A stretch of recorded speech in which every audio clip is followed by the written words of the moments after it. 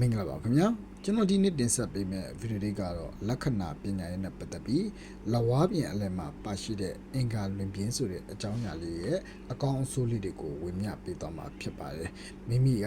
လဝါပြင်အလယ်ရဲ့အင်္ဂါလွင်ပြင်းအကြောင်းကိုသိချင်တယ်ဆိုရင်တော့ဒီဗီဒီယိုလေးကိုအစားဆုံးကြည့်ပေးပါဦးခင်ဗျာကျွန်တော်အစီအစဉ်လေးမစခင်မှာကျွန်တော်ရဲ့စစ်ပိုင်းဗီဒီယိုနဲ့ကံမြတ်ဘုဒ္ဓ channel လေးကိုလည်း like subscribe လုပ်ပေးထားကြပါဦးခင်ဗျာကျေးဇူးပြု၍စစ်ပိုင်းဗီဒီယိုနဲ့လက္ခဏာကံမြတ်ဘုဒ္ဓ channel လေးကို like subscribe လေးလုပ်ပေးထားကြပါဦးခင်ဗျာခုပုံမှာပြထားတဲ့အတိုင်းပဲပေါ့နော်လဝါပြင်ရဲ့အလယ်မှာခုသတိကန်လေးဆွဲပြထားတဲ့နေရာလေးကတော့အင်္ဂါလွင်ပြင်လို့ခေါ်ပါတယ်အဲ့အင်္ဂါလွင်ပြင်ကမိမိရဲ့လဝါပြင်မှာခြိုင်ကွက်ဖြစ်နေတယ်ဆိုရင်အဲ့ဒီအချင်းအဲ့ဒီအတ္တပိုင်းခြားအဲ့ဒီကာလာတွေမှာပေါ့နော်မိမိကခက်ခက်ခဲခဲရုန်းကန်ရတဲ့အခြေအနေတွေဖြစ်ပေါ်တတ်ပါတယ်မိမိက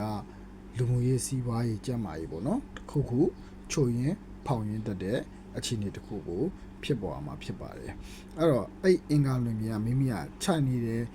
အဲ့ဒီအင်္ဂါလွင်ပြင်နဲ့ထိစပ်နေတဲ့ကံလန်းချောင်းညံလန်းချောင်းပေါ့နော်ဒါမှမဟုတ်အသက်လန်းချောင်းအဲ့ဒီအသက်ပိုင်းခြားတွေအဲ့ဒီကံလန်းချောင်းဆိုင်ရာအမတ်သားအပိုင်းခြားတွေနောက်ကကြညံလန်းဆောင်ဆိုင်ရာအမတ်သားတွေမှာ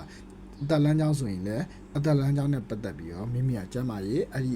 ဒီအသက်ပိုင်းခြားမှာဖောက်တတ်တယ်ညံလန်းချောင်းနဲ့ဆိုင်ရာတွေမှာဆိုစီးပွားရေးတွေအလောက်ကိုင်းတွေမှားယွင်းတာနောက်တစ်ခါကျတော့ပျက်စီးဆုံးရှုံးမှုတွေနောက်တစ်ခါကျအတွေးခေါ်မှာပြီးတော့ဆုံးဖြတ်ချက်မှာတွေအတွက်စီးပွားရေးမှာနင့်နာတာဒီလိုမျိုးတွေကြုံရတတ်တယ်လို့ခုနကကံလန်းချောင်းကိုဖြတ်ခဲ့ပြီဆိုရင်လည်းအဲ့ဒီနှစ်မှာမိမိကကန့်ခေတယ်ပေါ့နော်ဘာလို့အဆင်မပြေဘူးဆိုတာကို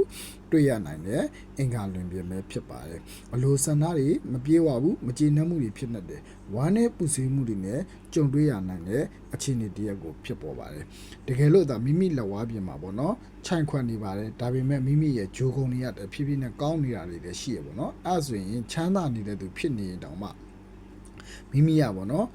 ကိုတိုင်အပင်ပန်းခံပြီးတော့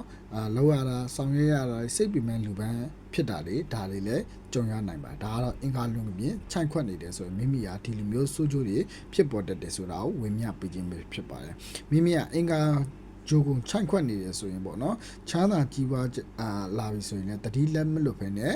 မိမိကလောက်ကင်တင်တယ်မိမိတတိလက်လွတ်လိုက်တာနဲ့တစ်ချက်မှားတာပဲပေါ့နော်စီးစိမ်စီးပွားရေးပေါ့နော်ပျက်စီးဆုံးရှုံးမှုတွေကိုကြုံရနိုင်ပါတယ်ခင်ဗျာကျွန်တော်အစီအစဉ်လေးကဒီနေ့ဒီလောက်ပါပဲခင်ဗျာနောက်စီစဉ်များဆက်လက်အားပေးနိုင်ရတဲ့ကျွန်တော်ရဲ့စစ်ပိုင်းဘေးလင်းနဲ့ကံမြတ်ဘုဒ္ဓ channel လေးကိုလည်း like subscribe လုပ်ပေးထားကြပါဦးခင်ဗျာအားလုံးကိုကျေးဇူးတင်ပါတယ်ခင်ဗျာ